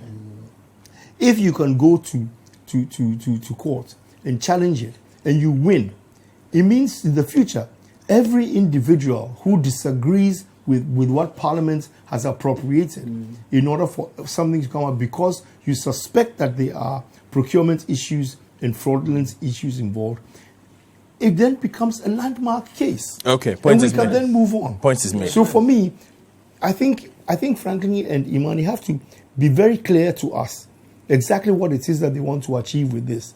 Do you want the appropriation to be reversed and there should be no costs incurred, or are you saying that the cost is too much and it should be And tampered? if so, how much? Go and Okay. fight it. All right. is How not much? too much? No problem. Tampered. Point well made. So we Brilliantly. figure it out. Now, let's talk about the big one, the other big story that came out this weekend. That was the ban on used vehicles. As you might have heard, Ghana will be assembling cars very soon. Nissan is coming, Suzuki is coming, VW is coming. All of that. People are excited, some are not. And this is all part of the Customs Amendment Bill, which is currently before the House, just passed its second reading. So we did a bit of a report on it. You hear from the Minister for Information, Kojo Ponkroma. You hear from Mr. Alan Kojo Chiamating. And then you hear from Honorable Inusa Fuseni, Member of Parliament for Tamale Central, who is perhaps the lead voice now against the passing of this Customs Amendment Bill.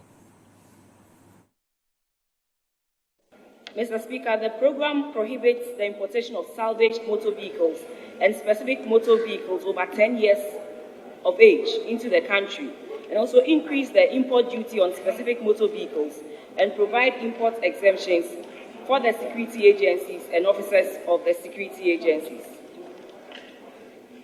Mr. Speaker, the government has approved some incentives for automotive manufacturers and assemblers registered under the program and import exemptions for the agencies and officers of the security agencies, and the bill reflects this policy decision.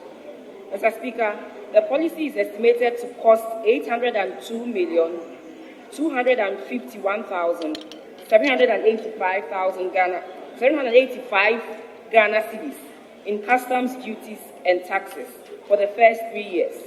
This is expected to be partially offset by the additional revenue from customs duties on vehicles not covered by the program. This bill says that within a certain period of time, we will prohibit totally the importation of certain categories of vehicles, second-hand vehicles. That's what the bill says. Mr. Speaker, there is a large body of Ghanaians whose business is second-hand vehicle dealing. A large body, Mr. Speaker. And they were represented at the joint committee meeting. Mr. Speaker, they raised the point, and I agree.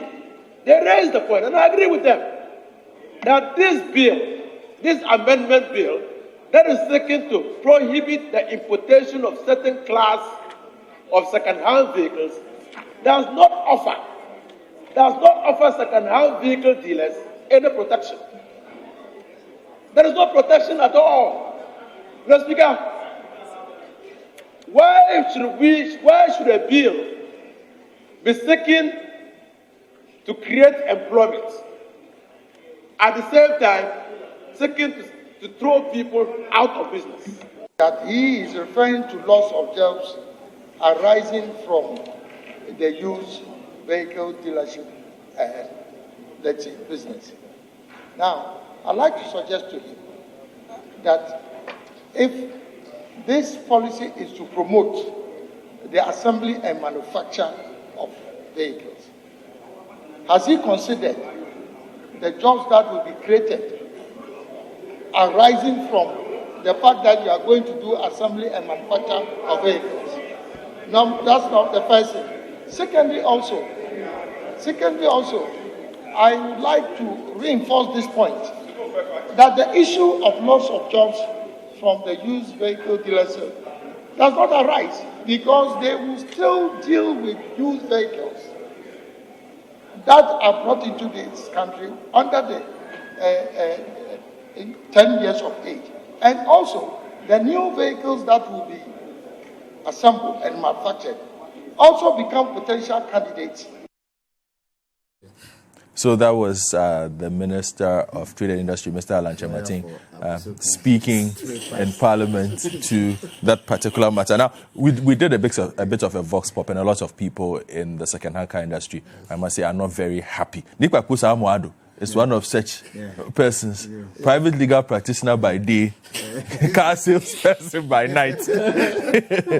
But what have you made of this Customs Amendment Bill? There are those also, I must say, who feel this is really, really good. Of course. It's only those who will start to benefit from a particular law will say that not necessarily. Good. Oh, come on. This is not a law for the common person.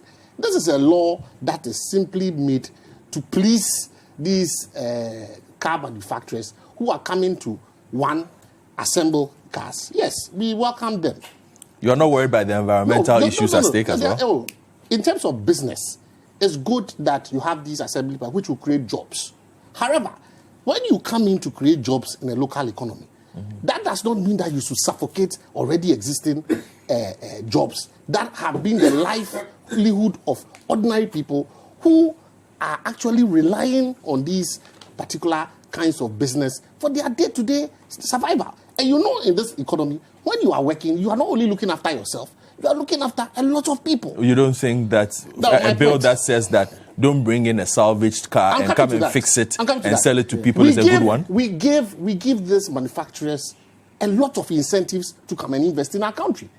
We create a certain environment for them. I believe definitely there will be some tax incentives in there. There will be some other incentives that will create for them to come. We allow them to repatriate their profits and other things. Why should the ordinary, and I'm coming to my dear brothers, but is that an ordinary car salesperson in this country? Brothers and sisters at Abosukai, I want to break this thing down for them to understand very, very carefully. This is not politics. Okay, go on. Now, this is how it affects you as a spare parts dealer. Okay. Number one, the bulk of your customers are those people that bring in the salvage vehicles, that is slightly accident vehicles.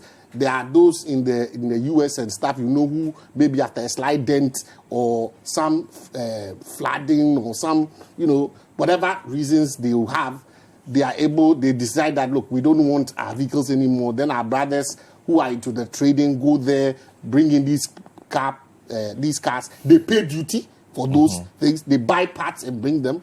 You also normally give your orders to your dealers to bring in these spare parts from the cars that are, you know, have some problems. They take out the various parts and bring it at very reasonable, you know, rates. What the bill is doing, what government is proposing, is that your source of livelihood in terms of these spare parts and your access to these spare parts and all that are going to be cut off. It's not accurate. No, it is not accurate.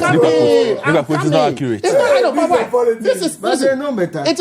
not, it is not accurate in the sense that, are you saying it's not accurate in the sense that there's going to be a ban on 10-year-old vehicles and on salvage vehicles, including vehicles that are deemed to be... 10 years. Oh, we are 10 years. More than 10 years. Yes. 11 going. 11 going, yes. But a majority of the vehicles that come are either 10 or slightly above 10. And that's what I'm saying. Yes. That don't you think we should do that, considering the fact that you spoke about accident cars that create a livelihood? Most of these cars are coming from places where they've been written off. Yes. That is because in those countries, the law will not allow you to drive that vehicle. Yes, but so why should we allow those vehicles here? What is the status of those economies? It does not matter. Your 4-year right of, which is everybody knows, 25% after for brand new vehicles every year is 25%. So after 4 years, you write them off. Now, what is the standard of the roads in those economies? What is the average economic status of the person there? The earner. How much does the person earn in those economies? It's not good for How them. much does the nurse or teacher or policeman earn here? And how much or how many of them can afford a brand new car? Let's be real. It is these kinds of vehicles that the ordinary person uses to start life. The university graduate, the nurse, the doctor, even the doctors, the narco worker. These are the people who are being paid 1,500, 2,000 cedis, 1,000 cedis, 700 cedis. And they start life by shipping in cars? They don't ship in cars. What they can do is that when those kinds of vehicles come and they are being sold for maybe 15,000, 10,000, those are the people that can buy those kind of cars. And it creates an economy and a business for people. But it is also not. This is what this bill seeks to affect. No, so but it must also be made clear that these cars are not environmentally friendly. If you look, for instance, and Doc is here, if you look at the number of diseases that we have in this country and the people who are affected by diseases born out of how much poor of air those quality, even galamsey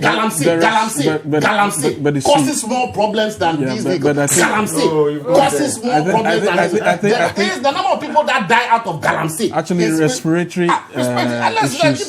Those who use wood fuels. Listen, do a lot more. the ordinary Aboso kind, my brothers at Aboso. You have 2 minutes. No problem. My brothers and sisters at Aboso kind. This bill affects you directly. When it is passed, your livelihood is coming to an end. A majority of you. So this is not true. This is not true. Other members. This is not true. Guta and the other members who clearly are against this particular law must rise up. They must go to Parliament, have their voices heard, and ensure that your livelihood is not taken away from you. Because it is the people who use those vehicles that come to you for the spare parts. Now this bill would kill that line of business and the majority of you will be jobless. So please, make your voices heard. This bill is targeted at you. Okay. It is not business friendly in respect of right. Let me come to Lawyer Opon, then I come to you. You can't really blame NIPACO. Look, the political economy aspect of this matter should not be lost on anybody. Certainly. I mean, I think if the NPP thought that no political economy angle will be promoted, then they are still dreaming. People will take it up. They know that the Aboso Camp people have generally and usually supported the NPP. It is yes. So let me make the point. So they really need to balance the political economy aspect as against the ordinary economy aspect or economic aspect, and ask themselves to what extent will this one affect them generally in terms of election and in terms of the economy. I would have rather wished that if it will serve us better in terms of the economy, they shouldn't withdraw it only because they may lose some electoral vote. But they should not be naive. People will pick it up and try to make it sound as if NPP again, they are going to take away some jobs from the very people who supported them. So they need to balance this and let us know which side they would rather lean to. Now, it is not also true that all these Aboso Camp people, majority of them sell second-hand parts which are more than 10 years. Look, sometimes even the so-called established garages ask you to go to Aboso Camp and go and buy brand new spare parts. Again, there are second-hand vehicles that are more expensive than brand new vehicles in this country. There are quite a number of them. You see, go and buy. It depends on the type of me, I use an vehicle. old car. Dr. Akoto Boafo uses a brand new car, so clearly they will have a difference. So yours may also be newer than another person's. There's a difference. So he will support it because he's right. Frankly speaking, I would have. Citi, I'll get to you. Nibago has 4 cars. Who will lie? He has a transport company. You see, so I think it's important that the education must also go far enough. Fortunately, it's going to Parliament. Parliament should not look at it only on political grounds, or that is because MPP is promoting it. All of them should vote for it, and vice versa. NDC, if you think it is good for the economy, don't apply political reasons. Really? We are the ordinary people. But I also think lawyer makes a fair point, and you are in Parliament. Perhaps you go back and ask for a bit of transparency on just how much, in terms of value, these companies that are coming. Because, for instance, when VW said it was refurbishing its South Africa assembly plant, it cost $415 million. Did same announcement for Kenya. That was a $20 million venture. That's a significant disparity. It's a very small. It was even less. Really? So perhaps it might also help to know if VW is coming and they're putting up an assembly plant here. In Kenya, they assemble vehicles, but they assemble like 50 or 60 vehicles a year. Oh, okay. What is this? What kind of business are they coming to do here? So let me just conclude. I have information. Look, I'll just conclude. Again, I mean, we all know that when you import these vehicles, which have even been written off in those countries, we are still feeding that economy with our money. So if these new companies will make available these parts, it will definitely be cheaper because the people are not going to pay import duties on it, which usually escalates the price. So maybe as part, and also if this is a condition precedent for the signing of the agreement for them to establish their plants here, then we should match that one against the possible losses that some of these people will suffer, and make sure that if they are not only going to produce vehicles, they should just specifically produce parts which otherwise would have been imported to feed those other economies. And by extension, these people will be able, whether from Abosoka or elsewhere, will be able to just go to Nissan or this VW and just acquire the spare parts from them locally.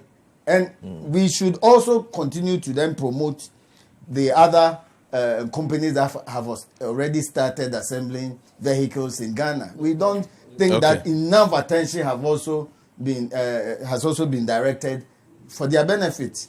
Okay, thank you very much. Franklin, I'll hear from you then before I go to Dr. Akoto Boafo. Well, first of all, I think that the conversations, for me, play in the arena of economics, maybe ecological economics as well. It looks to me that the government's posture of trying to raise the bar in a way and ensure that we use efficient vehicles is useful.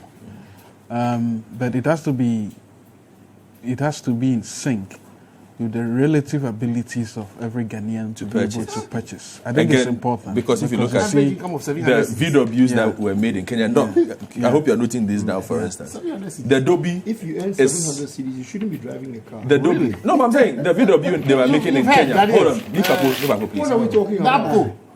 Please, Nipapo. 700 cedis is barely enough for you to buy food. Sydney, I'm making a point.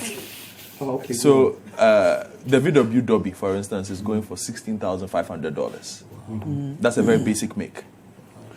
Well, again, the assembled Dobby is like the Polo. That's the Polo version. The point to be made is that they give you opportunity to be paying over time.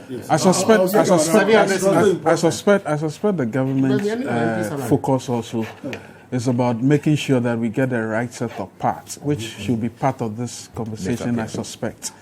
But I think if it is reduced to the fact that, well, these cars that are imported over 10 years or between 10 years are environmentally unfriendly, it's a bit of a stretch. That then goes into the arena of this ecological economics, which I do not yield to it, by the way, because my point is that, look, our economies are not that necessarily robust. I mean, the presumption that we built a middle-income economy, and so everybody earns maybe $1,500 or $2,000 a year is misplaced. So I think we should do the two in tandem, together. and not just yield to the fact that there's this UN talk about global emissions, and so we are adding to it. There are many people who die from respiratory conditions due to the use of wood fuels than you'd ever have even through the entire pollution that you subscribe from vehicles. If you get into those conversations, you can also then start asking, what's the cost of doing the right thing sometimes? I mean, supposedly the right thing. It may far outweigh what exists right now. And I think that's the argument the likes of China and India have been putting up, that look, you are asking us to reduce our emission levels.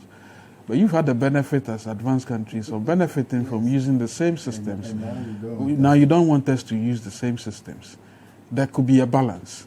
And I think the government should be careful how they communicate it, because the way they communicate it, and I think I heard the information minister, it suggests as if we want to start replacing old systems, what we know, with newer versions. But I yield to the fact that we should have significant investments in the economy, and we should have manufacturing assembly plants that are useful. That will add to the industrialization. What's it called? Drive. But we shouldn't do that we shouldn't sacrifice what currently exists that people are actually making by. Because the point is, people need to be using these old things at least up to a point that they can mobilize enough savings to go on to the newer versions of those things. Quite interesting. Yeah. Doc, then we finish with Sydney.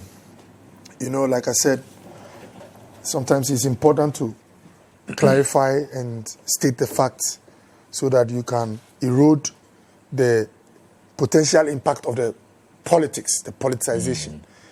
First of all, let me say that this Customs Bill, Act 891, this government is looking at the amendments because we launched a program, the Ghana Automotive GMMDP. Yes, Development and Manufacturing Development Program. What do we want to do? We want Ghana to be like South Africa, where you have this project of assembly and manufacturing cars, so that all the good things, I'll list them, can follow. But even before any of these companies will locate into your country, there are basic things you have to meet. The cost of power is key. The laws you have to protect investments, the security at your place, how you treat investors, and all that. These are things you must even pass first before they consider you. Now, before they do actual entry, there are some incentives that are given to them across the globe because there is competition. Why do you think they are coming to Ghana and not South Africa? Maybe Ivory Coast or Benin or Burkina. So one of the key ones is that you must give them some rebate, some exemptions on the units they bring in to do the assembly. Another one is that you should not be a garbage grounds where things are dumped. Otherwise, all the spare parts, remember, I'm not talking about the units, the cars, the spare parts they also would produce would just be sitting in their stores. So I am driving a Mitsubishi pickup, Sportero L200. There are people who sell parts of my car who are not working at CFAO, but they are licensed, authorized, registered dealers in Mitsubishi parts. They are Toboso Kai. So there are people who import the parts from Japan or elsewhere, South African things. You also can have a dealer who will bring some of my Sporteros that have been caught in an accident and do scavenging, take the parts and sell. If you are lucky and you meet one who is certified and is importing the parts from the correct place, the parts you buy will stay with you for long. It will not kill you. Let me use this point. Some of the accidents we've had is because people are trying to play smart. Not all of them. They themselves, when they meet, tell you, they wish we come to the correct persons because sometimes we land in the wrong hands. So this law is seeking two main things. First of all, you don't want to be a dumping ground. So salvage ones, take them out as much as possible. And then restrict the importation of used vehicles for specific vehicles. So there are even vehicles that you can bring. Please, I'll read the report. You know, the clause. There are 7 clauses they seek to. Look, please. This is the report from the Finance Committee of Parliament. Contents of the bill, paragraph 5.0. The Customs Amendment Bill 2020 contains 7 clauses. Clause 1 amends Section 55 of Act 891 by granting a rebate on the import duty and all that. Clause 2 amends 50 to prohibit the importation of salvage motor vehicles and specified motor vehicle over 10 years of age. You know why they say specified? There are some particular vehicles, even if they are 15, 20 years, the state or other agencies, or for a particular reason, we might have to bring them in. So this will be operated or dealt with at the ministerial level. Now, guess what? Let me state this. Let me state this loudly and clearly, because it would erode and take away completely the politics. You can still import used cars into this country even if we pass this bill. What we are saying is that the car should not be 30 years old. I'm coming. You see, and now I'll compel you to admit that used cars will still be flowing in. I like sports cars. I'm timing a particular sports car. That sports car, if it's made in 20, I'm looking at 2, 3, 4 years from now. So in 2024, I can still import a sports car that was made in 2014 because it's not more than 11 years. It's simple. Now, it's even in my own interest. Those who know vehicles will tell you, when you buy a car that is 15 years, it's more expensive in the long term than a car that is 5 years. You know why? You spend half of your salary always going to the mechanic, fixing and all that. But me, the only propaganda I want to remove is that Ghana will still, Ghanaians, if you're a doctor and you want to import a used Corolla, you still can import. Only that it should not be 12 or 13 years. Absolutely. That is important. So guess what? Those at Abosokan, if you enter one shop, you think they will stock parts that take care of cars that are 13, 14, 15, 20 years compared to ones that are used but are, let's say, 3 to 8 years. Which one will be the majority? It is recent cars you go for because you don't go for the 40-year-old or 30-year-old. Maybe the owners are even dead and gone. So this propaganda would not wash. Ghana will still be bringing in used vehicles. But this is where it gets interesting. This is where it gets interesting. When you have a company like Suzuki, that is part of those coming, Volkswagen, you don't have to call Germany, get a friend, or find a company to ship the parts and sell at Abosokan as a correct licensed VW parts dealer. Their plant here, they don't only produce cars, they also produce parts. So they cut out all the things you have to go through, changing cedis into dollars, going to bring parts, all will be here. And for your information, it's not only VW, their parts. In fact, they will not even do that. They will not get into the business of having their own offices selling parts. They license people, train them, and these are all the benefits. So now, and you see, they have something they call in a capitalist economy. He knows better. They call creative distraction. Whichever field you find yourself in, through training, you evolve. So if you are in a place where you used to bring the parts and scavenge, once they are producing in your area, you are taking through processes to identify even what is fake, serializing, codes and all that. So you become a better person. Your margins even increase and your service quality increases as well. These are things which are true. So most of the people are also kind, they will go to training. Doctors, everybody goes to training. You know, in our economy, because of the level of, we think that training and improvement is only for media men, doctors, lawyers. Even elsewhere, the mechanic also goes for training on how to improve your diagnosis. So these are things that are positive. Now, so parts would be easy to access for those at Abosokan. Now, please come. So I go to Sydney. Now, look, SA, South Africa. Yes. Is the average doctor, let's say MO, is earning less about 3,500 Ghana cedis. You make it like $500. If you earn $500 in Ghana, and a doctor earns $500 in South Africa, their chance to get a car, buy at convenient terms, is higher than in Ghana. The reason is simple. It's because it is produced there. So they themselves will find companies and banks to have alliances so that you can pay over the long term. There is a worker doing laundry in the US, earning, let's say, $200, can have access to a car easily than you earning $700 here. But you see, when these things are follow-ups, immediately you build plants that assemble cars. The next thing, they don't do it and go to sleep. They find partners.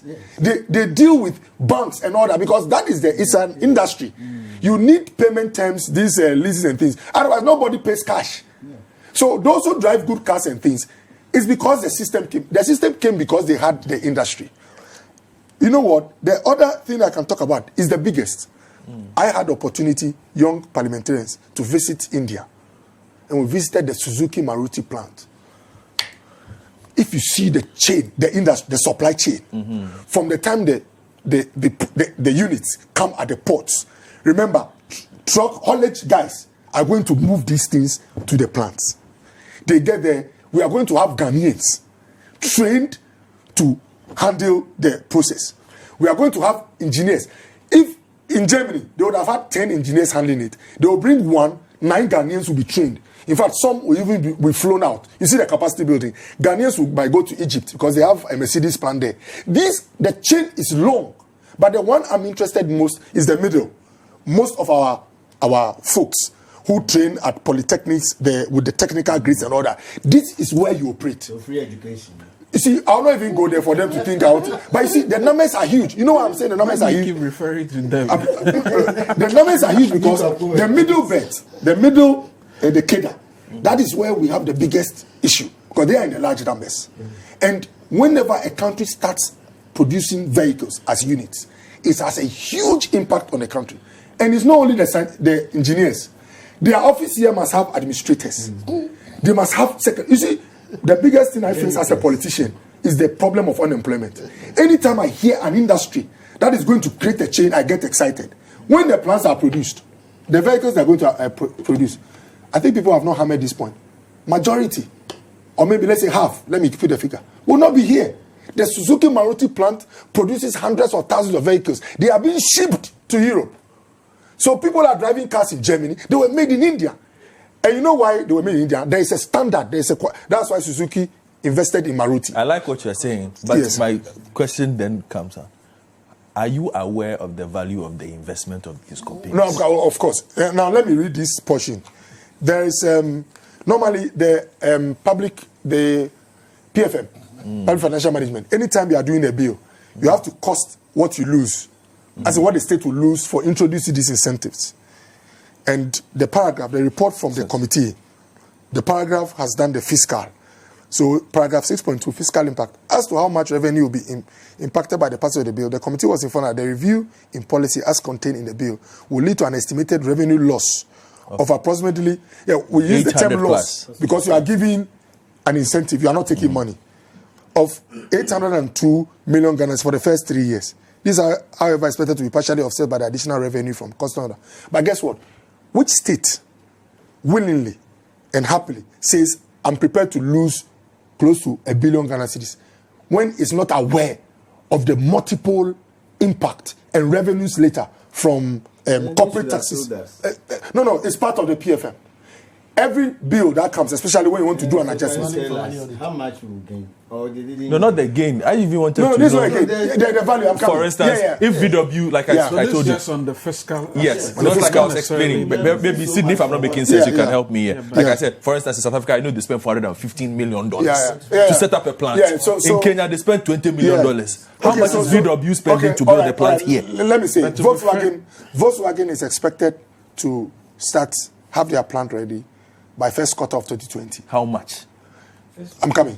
You have Toyota here, you have Suzuki. All I can say is that the infrastructure you need to be able to be an assembler or a production unit for vehicles, I can say is that it's not $20 million. It's I'm coming. I admit. I don't understand that. I'm coming. I'm quite okay. No, please. What figure you are mentioning is investment coming into the country. Some of the infrastructure that will be erected. I don't mind that. Yeah, but you see, all I'm saying is, you see, I want clarification for my audience. No, we'll try and get it. We don't all I'm saying is this. Maybe wanted $1 billion. Not necessarily. All I'm saying is that even the definition of what an assembly line is. Yeah. Okay, if what you saw in India is called an assembly line, it moves from point A, B, C. But technically as well, they can bring you an 85% completed car, insert a radiator and something, and still call it an assembled car. Okay, let me answer that question. It's simple. You know what? Ultimately, my brother, you know what? Whatever stage it is, once you have to add some extra value within, you get the benefits of your people being part of the process, and secondly, access and in terms of the parts being available within, the chance that you are getting is high. And you see, we've listed the companies. In fact, the companies see this everywhere they have plants. This is the first stage. The first stage is that you must be willing to say you not be a dumping ground. Okay. When cars are into floods, they don't come to your country. And you don't stop used vehicles. And in any case, if you bring a 13-year-old vehicle, you pay, even before, you pay extra duty. So what is happening is conversion more or less of extra to say we don't want to take more money for having brought a car that is not efficient quality in terms of environment. Right. And then lastly, look, wrap up. The manifesto of our party, the MP before coming to power, was that change an agenda for jobs. I'm telling you, deep in my heart, the single industry, we have a lot of industries, that can absorb and have a serious consequent effect in the supply chain is this automotive. And that is why government is committed. And for the sake of the public, I hear you. For the sake of the public, those Adaboso kind, those dealing in parts would only now quadruple. I also want to go into parts now because the parts will be produced right here. I don't have to get an agent in Germany. All right. Thank you very much, Dr. Bernard Okoboy. Please make sure that they don't place all the factories in Accra. They should send somewhere elsewhere. Yes. Sydney, your final word on this. But then this headquarters will not have a branch. You see, it's very interesting to hear Okoboy. I think he's demonstrating a lot of acquired knowledge, all right, out of his field of profession, because the man is a medical doctor. And it's very clear from everything that he's saying how much he's been able to invest his time in order to be able to acquire, all the knowledge that he's bringing to the table. But I have two things on this issue. Okay. Number one, and most important, is that with the benefit of the information that Okoboy has at hand, for which I think he's been able to elevate his knowledge to a certain level, that information should not be the privilege of a member of parliament. All right? The people of this country deserve equally as much, or if not more, knowledge going forward. The information that he's putting out should be available at all the institutions of government so that we, the ordinary citizens, can also have access to it and be able to evaluate the issue. I've heard him say so much, all right, on this bill. I haven't even seen the bill. And I don't know whether it's my fault for not being proactive enough and not being having the relationships for me to be able to have access to, what is it, Act 891? Yeah, the Customs Amendment Bill. Customs Amendment Bill. I have access to all the financial acts that that I need.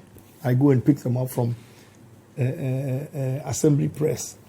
But this I have not seen, and so I am handicapped in being able to evaluate this and make and pass proper judgments. But just simply based on pure financial and economic analysis, that would I prefer to have an assembly plant in my country, which will probably create 200, 300 jobs for young people, or would I prefer to be continuously importing spare parts and old vehicles into my country? It's a very simple analysis for me. All right, it's very simple.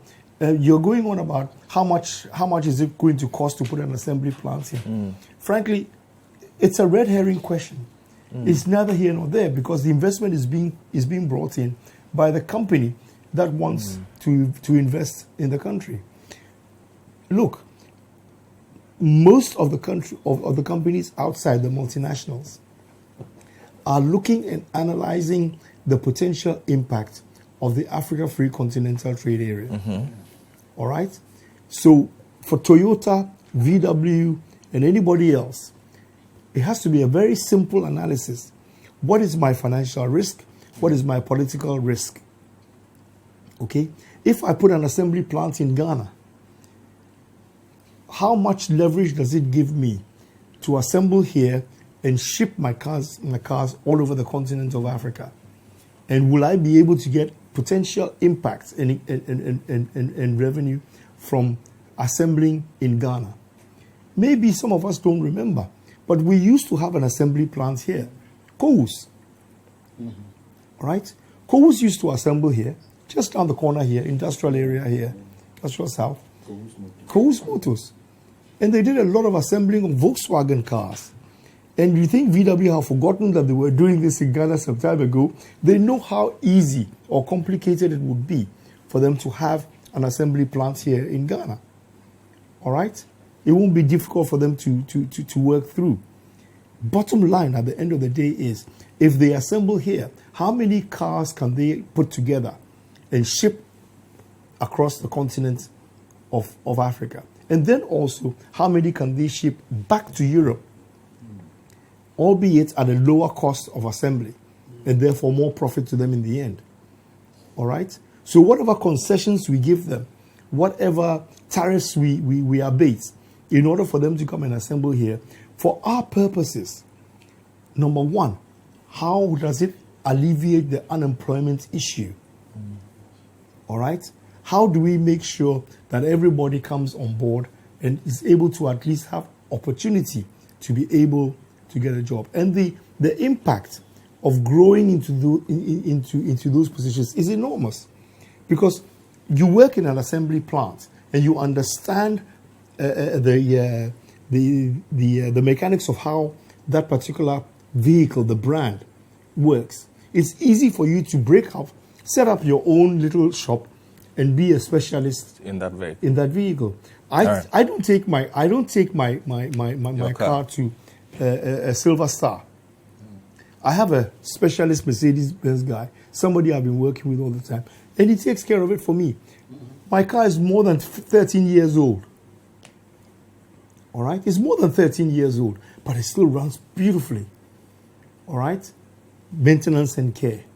So the alarmist issue that Nick Pakpo is trying to put out there, that they will all be out of majority of them will lose their livelihoods. Okay. If you are bringing cars in at that age, so you have just 30 seconds, and then they say don't bring any car in more than 11 years old. You have 9 years old, that's fine. But then when a car is 20, 30 years old, there's antique value. Yeah. There's antique value. If you specialize I like in antique cars. Yeah. Oh, absolutely. I love antique cars. All right? They are precious. They are, difficult to maintain, but they are incredibly good value. Yeah. And let's not forget, I said two things. This was the one. The second thing is, if you remember some time ago, we did say, based on some facts that we understood, that 30% of our foreign exchange that we spend in this country is from importing second-hand vehicles. Yeah. All right, second-hand vehicles costing us 30% of our foreign currency. Mm-hmm. So the indirect benefits of a bill like this, of course, is clear. Even if you can halve it. Right? Even if you can halve it, it goes towards stabilizing your cedi. Thank you very much. And what the NDC should not forget is that, you see, the politics of this country has changed. We don't do politics based on demonstration. Sydney, time is up. Only now anymore. The politics is based on ideas and vision. All right. And they have to address this. All right. Thank you very much, Sydney Kesley. Thank you very much, Franklin Kujo, Dr. Bernard Okoboy, Nick Pakpo Samuado, and lawyer Yao. I hope you enjoyed this episode of The Big Issue. My name is Godfred Akoto Boafo. Franklin has shared his greetings to his loved ones. It comes from all of us. Have a good weekend.